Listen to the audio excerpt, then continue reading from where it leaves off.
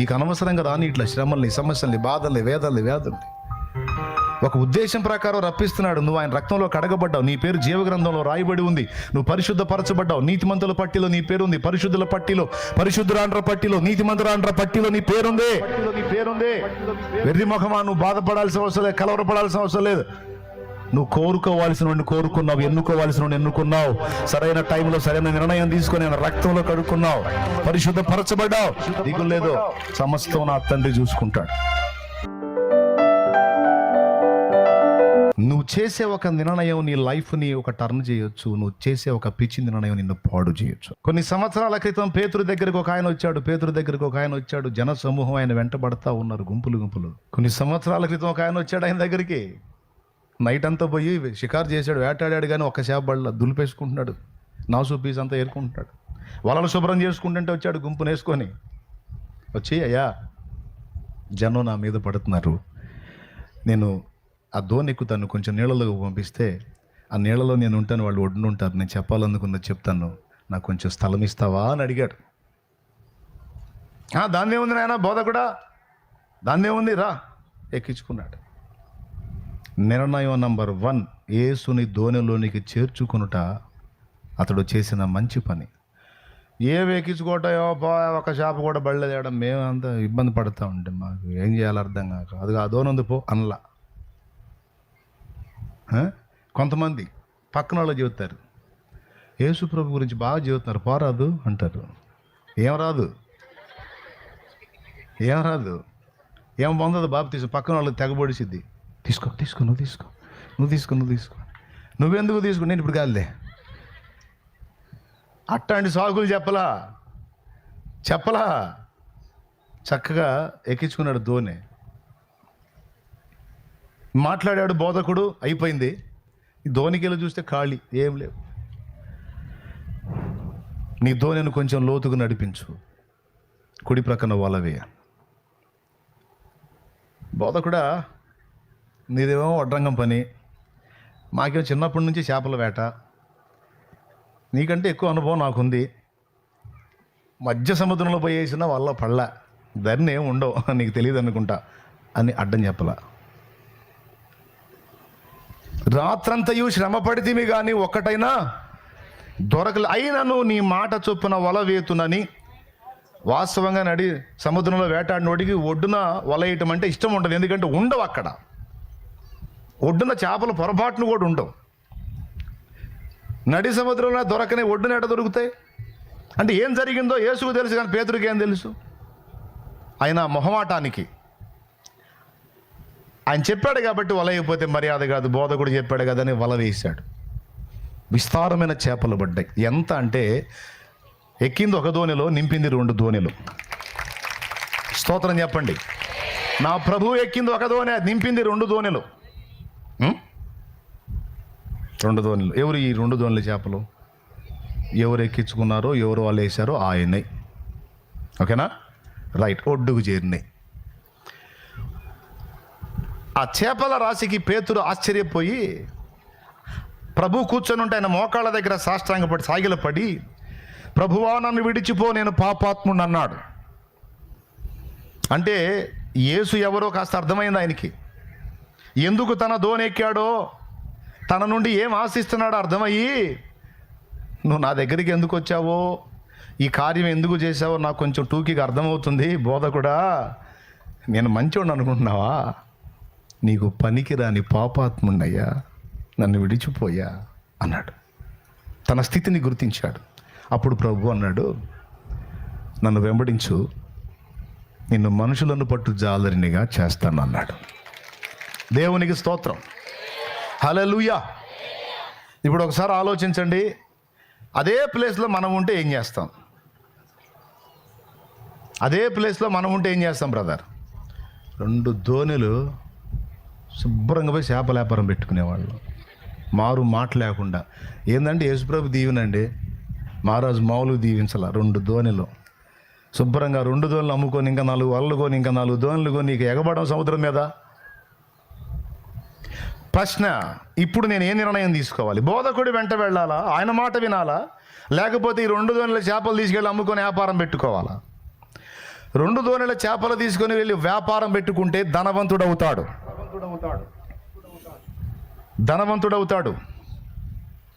అప్పుడు శృంగారమును దేవాలయం దగ్గర కూర్చున్న ఆ కుంటివాడైన భిక్షకుడికి బంగారు కాసులయ్యొచ్చు, లేదా వెండి కాసులయ్యొచ్చు. అయిపోయిందిరా తల్లి, ఏం కాసులయ్యొచ్చు? యేసు ప్రభు వెంట ఆయన రమ్మన్నాడు కాబట్టి వెళ్ళాడు అనుకో, చేపలు పోతాయి, దోణులు పోతాయి, వలలు పోతాయి, ఫుడ్ ఉంటుందో ఉండదో తెలియదు, బోధకుడు ఎప్పుడు ఆడ తిరుగుతాడో తెలియదు, ఎవడొచ్చి ఏడదంతాడో తెలియదు. ఎందుకంటే ఈ బోధకుడు మొహమాటలు లేనివాడు అందరినీ కదిలించుకుంటుంటాడు. స్తోత్రం. అన్ని బాధలే. ఇప్పుడు ఏం చేయాలి? ఇది నిర్ణయం. మన జీవితంలో కొన్ని కీలకమైన మలుపుల్లో మనం తీసుకునేటువంటి నిర్ణయాలు మన భవిష్యత్తును నిర్దేశిస్తాయి. అవి మంచి నిర్ణయాలై సహేతుకమైనవి, మంచి క్షేమకరమైనవైతే వాటి వలన మన భవిష్యత్తు శుభప్రదమై ఆశీర్వాదకరం అవుతుంది. కానీ మనం తీసుకునే నిర్ణయాలు కీలకమైన మలుపులో సరైన నిర్ణయాలు తీసుకోకపోతే దాని ఫలితం లైఫ్ అంతా మనం మోయాల్సి ఉంటుంది. అందరికీ చెప్తున్న, జాగ్రత్తగా వినండి. మన జీవితంలో కొన్ని కీలకమైన మలుపులు ఉంటాయి. ఆ మలుపులో మనం తీసుకునే నిర్ణయాలు, వాటి ఎఫెక్ట్ మన బతుకంతా మోయాల్సి ఉంటుంది. చదువుకునేటప్పుడే సరైన సబ్జెక్ట్ ఎంపిక చేసుకోవాలి. సరైన దాన్ని ఎంపిక చేసుకోకపోతే రేపు పిచ్చిదాన్ని ఎంపిక చేసుకుంటే దాని ఫలితం దరిద్రం, దీన్ని ఎంచుకున్నాను నేను, అందరూ అది ఎంచుకున్నారు, బాగుంది వాళ్ళ లైఫ్, నా దరిద్రం ఇట్లా అయిపోయిందని బతుకంతా ఏడుస్తూనే ఉంటారు. వివాహ సమయంలో కూడా సరైన నిర్ణయం తీసుకోవాలి. సరైన ఎంపిక, సరైన నిర్ణయం. ఆవేశపడి ఆకర్షణలకు లోనై అందానికో డబ్బుకో ప్రలోభించి, ఆస్తులకో అంతస్తులకో ప్రలోభించి అడుగులేస్తే జీవితాంతం యాతన యాతన యాతన. అవునా? నెత్తి కొట్టుకుంటూ ఉంటారు, ఈ దరిద్రుడిని కర్మగాలు చేసుకున్నాను, ఈ దరిద్రపు దాన్ని కర్మగాలు చేసుకున్నాను, ఏడుస్తూ ఉంటారు. లైఫ్లో కొన్ని మెయిన్ టర్నింగ్స్ ఉంటాయి బ్రదర్స్. ముగిస్తున్నా వినండి. కొన్ని కీలకమైన మలుపులు ఉంటాయి. ఇవన్నీ మనం తీసుకునే నిర్ణయాలను బట్టి వచ్చే నష్టాలు ఈ జీవిత కాలం మట్టుకే. కానీ వీటికంటే ఇంకా సీరియస్ ఉన్నాయి, ఇంకా సీరియస్. అయ్యేంటో తెలుసా? రక్షణ పొందాలా పొందొద్దా?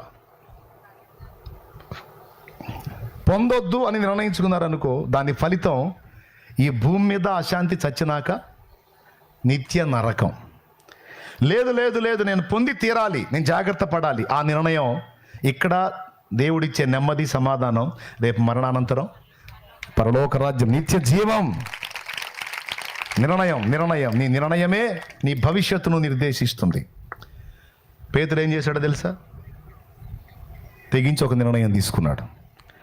లోక సంబంధమైన సంపాదన, డబ్బు, భోగాల, యేసుక్రీస్తు ప్రభుతో జీవితమా? ఎవరు కావాలి? ఆయన చూడు, అసలు ఆయన మామూలుడు కాదు. పిలిచేవాడు, చేపలు ఇవ్వకుండా పిలవచ్చుగా, ఇసుక మీద వచ్చేవాడు. చాలామంది ఉద్యోగం రాకపోతే సేవకు వచ్చినట్టు. దేవునికి స్తోత్రం. పెద్దగా చెప్పండి. చాలామంది ఉద్యోగం రాకపోతే సేవకి, వాడు తరచు ఫెయిల్ అవుతున్నాడు అనుకో, వాళ్ళ అమ్మ చెప్పిద్ది, నా దగ్గర తీసుకొచ్చి, అన్న వీడు ఏదన్నారు ఆయన మొత్తం ఫెయిల్ అవుతున్నాడు, సేవ కన్నా పెట్టుకున్నా. ఫస్ట్ క్లాస్లో పాస్ అయ్యేవాడేమో ఏదో ఒకటి అవుతాడంట, ఈ తడవకు తప్పేవాడేమో నాకు సేవకు కావాలంట. చేపలు ఏమి ఈగ ముందు పిలిచినట్టయితే రాత్రంతా వాళ్ళేసి చేతులు పుట్టే, దీనిలో ఏమి లేదులే అటన్నా బోధం అని వచ్చేవాడు. అట్టగాదు ఆయన చూడు, మామూలుడు కాదు ఏసయ్య. 2 దోణెల నిండా ఫుల్ సౌండ్ వచ్చే రూట్ చూపించి దా అంటున్నాడు. అంటే ఏంటో తెలుసా? నేను కావాలా, చేపలు కావాలి. దేవుని స్తోత్రం కదా. నన్ను కూడా అంతే చేశాడు. జీవితంలో చాలా కాలం అప్పుల పాల ఎల్లాడినోడికి ఒక్కసారిగా డబ్బులు వచ్చే మార్గం చూపించాడు. ఆ రూట్ దొరికిన తర్వాత నేను ప్రార్థన చేయటం మొదలుపెట్టా. ఇంతే ఆశీర్వదించు ప్రభా, పెద్ద కంపెనీ పెడతా ప్రభా, చాలా మందికి పని కల్పిస్తా ప్రభా, 10 మంది పాస్టర్లకి నెల సాయం చేస్తా ప్రభా, నీకెందుకు ఇడుగు ప్రభా. ఆయన అంటాడు, అదంతా వదిలేసి సేవ చేయడానికి రారా అంటాడు. ఇదేం బాగలేదు ప్రభా, ఇప్పటిదాకా కరువులో ఉంచి ఒక్కసారి సమృద్ధినిచ్చి మళ్ళీ సేవ కంటే మళ్ళీ ఒకసాట్లు మరి బతికే, నా వల్ల కాదు ప్రభా, తప్పించుకోవడానికి ట్రై చేసి. నాకేం తెలుసు ఇంత కృప నాకు దాచబడి ఉందని. నా ప్రభు నాకు కావాలని పేతురు డిసైడ్ చేసుకున్నాడు. నిర్ణయించుకున్నాడు. డబ్బా నేనా? డబ్బు ఇచ్చి నిలబడ్డాడు. డబ్బు ఇవ్వకుండా నిలబడలా, ఫుల్ ఇచ్చి నిలబడ్డాడు. నేనా డబ్బా? పేతురు నిర్ణయించుకున్నాడు, నాకు నువ్వే కావాలి. సర్వకృపా నీది సంపదలు కానీ నా యేసు చాలు. నాకు ఆయన తింటే తింటా, ఆయన పస్తుంటే పస్తుంటా, నాకు యేసు చాలు అనుకున్నాడు. రెండు రాసులు పేతురుని ఆకర్షించాలా, యేసు ఆకర్షించాడు. ఏం డిసైడ్ అయ్యాడు తెలుసా? ఆయన తలుచుకుంటే ఈ 2 రాసులు కాదు, ఈ సముద్రంలో ఉన్న అన్ని తీసుకొచ్చి నాకు ఇవ్వగల సమర్థుడు ఆయన కావాలి. ఆయన ఇచ్చే కదా ఆయన కావాలి. అద్దె పాఠం, ఇంకా దోణె లేదు, చేపలు లేదు, వల లేదు, పీతలు లేదు, ఏం లేదు. పోయాడు అంతున. పోయాడు గనుకనే, ఆ నిర్ణయం చేశాడు గనుకనే కుంటివాడికి ఇవ్వడానికి ఆయనే చెప్పాడు, రూపాయి డబ్బులు లేవురా నా దగ్గర, వెండి లేదు, బంగారము లేదు, నా యొద్ద లేదన్నాడు. మరీ దరిద్రం కాదు, అడుక్కునే భిక్షగాడికి రూపాయి వేసే డబ్బులు కూడా పేతురు దగ్గర లేవు. ఏంటంటే లేదురా బాబు నా దగ్గర, మరి డబ్బులోండి కాదు, మరేముంది? మాకు కలిగినదే నీకు ఇచ్చుచున్నాను, లే, నజరేయుడగు యేసు నామములో లే అన్నాడు. అంతే. పుట్టింది మొదలుకొని కుంటివాడైనటువంటి ఆ భిక్షగాడు ఒక దెబ్బతో లేచి గంతులు వేయటం మొదలుపెట్టాడు. ఇదే పేతురు చేపలు ఎంచుకున్నట్టయితే ఫుల్ సౌండ్ అయ్యేవాడు. భిక్షగాడికి ఏం చేసేవాడు? 4 బంగారు కాసులు వేసేవాడు. మరుసటి రోజు వాడు ఏం చేసేవాడు? ఇంకా అతి పెందలాడు వచ్చి కూర్చునేవాడు. దేవునికి స్తోత్రం. అవునా? నేను ఎవరో మారాదు వచ్చాడు ఆయన, నా మొహం చూడగానే ఆయన దయ కలిగింది, సంచి తీసాడు, ఆంతున 4 కాసులు వేసాడు. ఇలా పెందలాడు వాళ్ళ మలయాలు కూడా వచ్చేటట్టున్నాడు ఆయన. ఒకవేళ డబ్బునే ఆయన కోరుకొని ఉన్నట్టయితే, ఆ డబ్బునే వారికి ఇచ్చినట్టయితే ముష్టివాడిని ఇంకాస్త ముష్టితనంలో పీక్షేజీకి పోయేటట్టు చేసేవాడు. దేవునికి స్తోత్రం. అడుక్కోవటంలో ఇంకా కొంచెం ప్రమోషన్ పొందేటట్టు చేసేవాడు. ఇప్పుడేం చేశాడు తెలుసా? ఇక లైఫ్లో అడుక్కునే అవసరం లేకుండా ఏ కాళ్ళు అవిటితనం ఉందో ఆ కాళ్ళ నుంచి బ్రతికించుపో అని చేశాడు. ఇది కదా ఎంపిక చేసుకోవాల్సింది, ఇది కదా జీవితం. ఎవరిని కోరుకోవాలండి? ఎవరిని ఎంపిక చేసుకోవాలి? ఎవరితో నడక, ఎవరితో జీవితం? కొంతమంది ఏం చేశారో తెలుసా? కొంతమంది అండి తాను ప్రేమించిన అమ్మాయి కోసం యేసుప్రభుని వదిలిపెట్టినోడు ఉన్నాడు. తాను ఇష్టపడిన అబ్బాయి కోసం యేసుప్రభుని వదిలిపెట్టిన దౌర్భాగ్యరాళ్ళు ఉన్నారు. మనిషి కోసం ఎంతవరకు నిన్ను ఉద్ధరిస్తాడు పిచ్చిదానా? నీ అందం ఉన్నంత వరకు, నువ్వు పనికి వచ్చినంత వరకు. ఏదన్నా ఒక రోగం వచ్చి నువ్వు కూరిపోయావు అనుకో, నీ కళ్ళ ముందు ఇంకొక ఆమె చేసుకుంటాడు. నువ్వు గొడ్రాలవయ్యావు అనుకో, నీ అత్తగారే అంటారు, మా దరిద్రానికి దాపురించి నీ దరిద్రది, విడాకులు ఇచ్చారా ఇంకో దాన్ని చేస్తానని వాళ్ళు అంటుంటారు. మనుషుల్ని ఎంపిక చేసుకొని మనుషుల కోసం బతుకుల్ని అలా అర్పించుకున్నటువంటి వాళ్ళకి ఏం మిగిలింది? మనుషులు ఏమనుకున్నా పర్వాలా, నాకు యేసు చాలు, నేను యేసు కోసం బతుకుతా, యేసు చిత్తం చేస్తా, యేసు ఆలోచనలు నెరవేరుస్తా, యేసు చాలు నాకు అనుకునే జీవితాలు ఎలా తయారయ్యాయో తెలుసా? లక్షల మందికి, కోట్ల మందికి దీవెనకరంగా మారాయి. ఏమండోయ్, చిలకలూరుపేటలో నాకు తెలిసిన ఒక ఆయన ఉన్నాడు, ఫుల్ సౌండ్. మార్కెట్ మెయిన్ రోడ్లో షాపులే కోట్ల రూపాయల షాపులు ఉన్నాయి. చచ్చిపోయాడు. రిజిస్టర్ ఆఫీస్ ఎదురు నిలబడ్డాను నేను. రిజిస్టర్ ఆఫీస్ ఎదురు నిలబడ్డా. ప్లాట్ ఒకటి రిజిస్ట్రేషన్ ఉంటే చేయించడానికి వెళ్ళి ఆ బాడీని తీసుకొని పోతున్నారు. ఎట్లా తీసుకెళ్తున్నారు తెలుసా? 4 ఎక్కారు పంతుళ్ళు. డెడ్ బాడీ ఉంది, టాటా ఏసీ బండి, అంతే. కుటుంబం లేదు, ఫ్యామిలీ లేదు, వాళ్ళు ఎవ్వరు లేరు. ఎంత దరిద్రం అండి అది! ఎంత దరిద్రం అండి!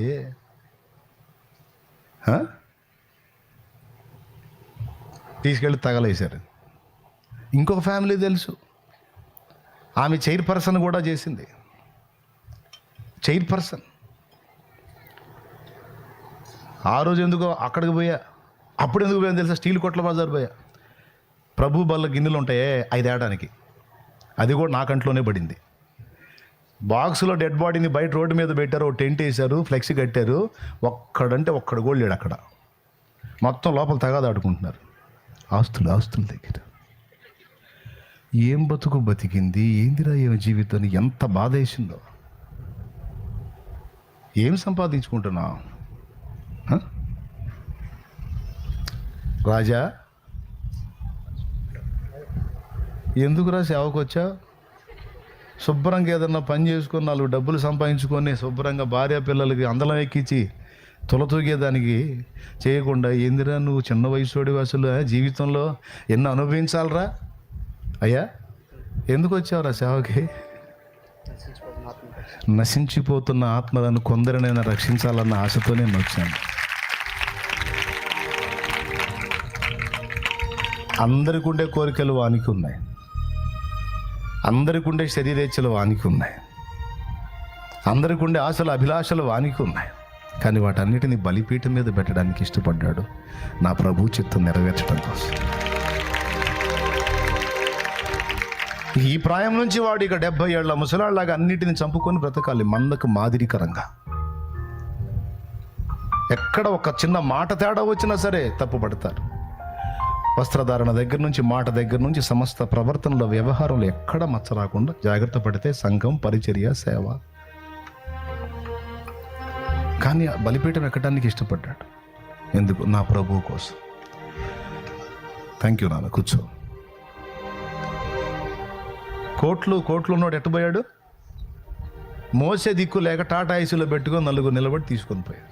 ఏమండి ఒక ఆయన గురించి చెబుతానండి ఫైనల్లో. అది కూడా నేను కళ్ళారా చూశాను. నాకు బాప్తీసం ఇచ్చిన ఆయన ఒక ఆయన ఉన్నాడండి, బాప్తీసం ఇచ్చిన ఆయన కూడా కన్ను మూసాడండి.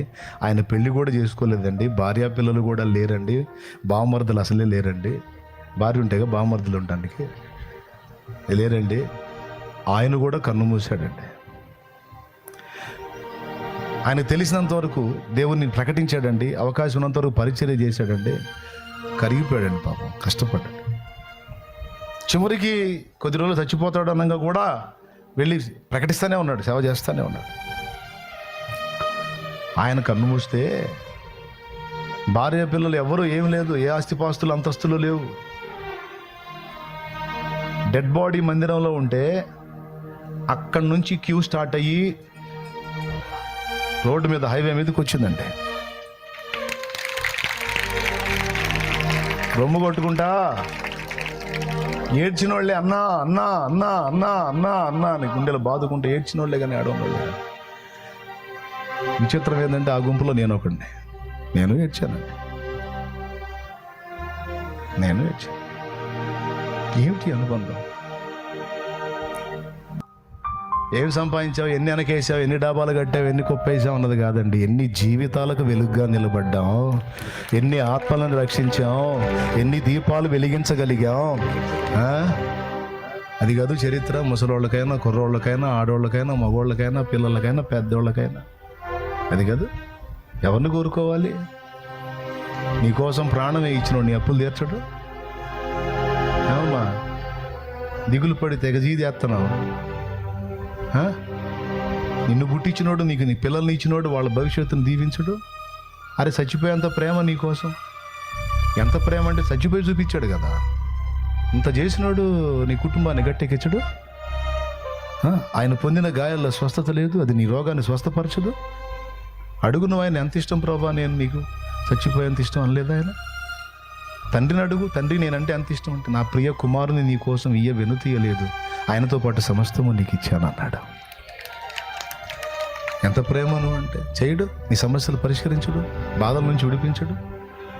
ఎందుకు? ఇవన్నీ నీకు అవసరాన్ని బట్టి కలుగుతున్నాయి, నిన్ను పరిపూర్ణతలో రప్పీయడాన్ని కలుగుతున్నాయి. ఆ యేసు స్వారూప్యం నీలోకి వచ్చేదాన్ని కలుగుతున్నాయి. ఇవన్నీ నీకు అనవసరంగా రాని ఇట్లా శ్రమల్ని, సమస్యల్ని, బాధల్ని, వేదల్ని, వ్యాధుల్ని ఒక ఉద్దేశం ప్రకారం రప్పిస్తున్నాడు. నువ్వు ఆయన రక్తంలో కడగబడ్డావు, నీ పేరు జీవగ్రంథంలో రాయబడి ఉంది, నువ్వు పరిశుద్ధపరచబడ్డావు. నీతిమంతుల పట్టిలో నీ పేరు ఉంది, పరిశుద్ధుల పట్టిలో, పరిశుద్ధురాండ్ర పట్టిలో, నీతిమంతురాండ్ర పట్టిలో నీ పేరుంది. వెర్రి ముఖమా, నువ్వు బాధపడాల్సిన అవసరం లేదు, కలవరపడాల్సిన అవసరం లేదు. నువ్వు కోరుకోవాల్సిన వాడిని కోరుకున్నావు, ఎన్నుకోవాల్సిన వాడిని ఎన్నుకున్నావు, సరైన టైంలో సరైన నిర్ణయం తీసుకొని ఆయన రక్తంలో కడుక్కున్నావు, పరిశుద్ధపరచబడ్డావు. దిగులు లేదు, సమస్తం నా తండ్రి చూసుకుంటాడు.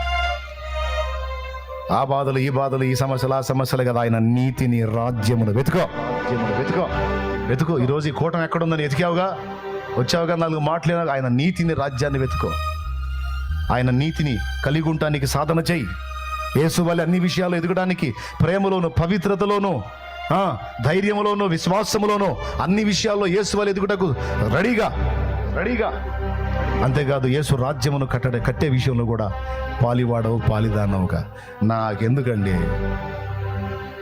ఏమండి, 40-50 వేల మంది ఆదివారం రోజు కూర్చున్నారు. నేను ఆడ కూర్చొని చక్క కుర్చీలో కూర్చొని వాళ్ళే వచ్చి పోతాను. ఈ ఊళ్ళు తిరగటం, ఈ ఎండకి మాడటం. మీరేం కింద ఉన్నారు, మీకు అది తక్కువ, నేను అందుబాటులో ఉన్నాయిక. ఎందుకండి? దేవుని రాజ్య నిర్మాణంలో వాడబడాలి. నా బిడ్డకి ఎందుకండి, వాడు చిన్నవాడికి ఎందుకండి? దేవుని కోసం ఫలించాలి. బ్రతుకుట క్రీస్తే, చావైతే లాభం. దేవునికి స్తోత్రం కలుగును గాక. హల్లెలూయా.